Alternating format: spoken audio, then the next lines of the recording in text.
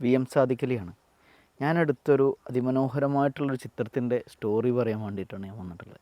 കൊടൈക്കനാൽ നിങ്ങൾക്കെല്ലാവർക്കും അറിയുന്ന സ്ഥലമാണ്. സമുദ്രനിരപ്പിൽ നിന്ന് 2000 മീറ്റർ ഉയരത്തിലാണ് കൊടൈക്കനാൽ നിൽക്കുന്നത്. രാത്രിയൊക്കെ നല്ല തണുപ്പായിരുന്നു. എൻ്റെ കൂടെ അജ്മൽ സാർ ഉണ്ടായിരുന്നു. ഞങ്ങളുടെ റൂമിൽ ഉറങ്ങിയിട്ട് രാവിലെ അജ്മൽ സാർ വിളിക്കുന്ന സമയത്താണ് ഞാൻ എഴുന്നേൽക്കുന്നത്. ഒരു 5:30 മണിയൊക്കെ ആയിട്ടുണ്ട്. എടാ നോക്കടാ എന്ന് പറഞ്ഞിട്ടാണ് വിളിക്കുന്നത്.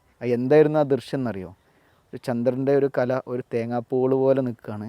അതിൻ്റെ തൊട്ട് മുകളിലായിട്ട് വീനസും ഉണ്ട്, ശുക്രനും ഉണ്ട്. ഞാൻ പെട്ടെന്ന് എഴുന്നേറ്റ് ക്യാമറ എല്ലാം സെറ്റ് ചെയ്തിട്ട് ഞാൻ ഒരുപാട് സമയം വെയിറ്റ് ചെയ്തു. ടൈം ലാപ്സ് വെച്ചിട്ട് വീഡിയോ ഒക്കെ സെറ്റ് ചെയ്തു. അതിൻ്റെ ഫോട്ടോഗ്രാഫ്സുകൾ പകർത്തി. പിന്നെ അതിങ്ങനെ സാവധാനം ഇങ്ങനെ മാഞ്ഞു പോയി.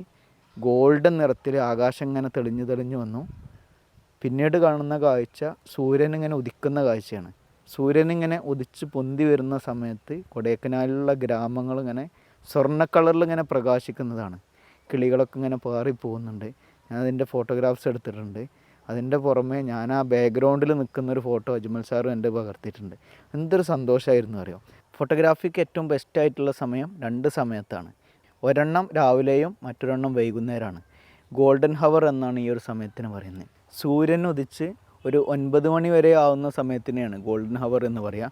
അതുപോലെ വൈകുന്നേരം 3 മണിയൊക്കെ കഴിഞ്ഞ് വെയിൽ ആറുന്ന സമയമുണ്ടല്ലോ, ഈ ഒരു സമയമാണ് അസ്തമിക്കുന്ന സമയം എത്തുന്നവരെയുള്ള സമയത്തിനാണ് ഗോൾഡൻ ഹവർ എന്ന് പറയുക. അപ്പോൾ ഫോട്ടോഗ്രാഫിയൊക്കെ ചെയ്യുന്ന സമയത്ത് ഈ ഒരു സമയത്ത് ചിത്രങ്ങൾ പകർത്താൻ വേണ്ടിയിട്ട് എല്ലാവരും നോക്കൂ. ഈ സമയത്ത് നല്ല ചിത്രങ്ങൾ നിങ്ങൾക്ക് എല്ലാവർക്കും കിട്ടും.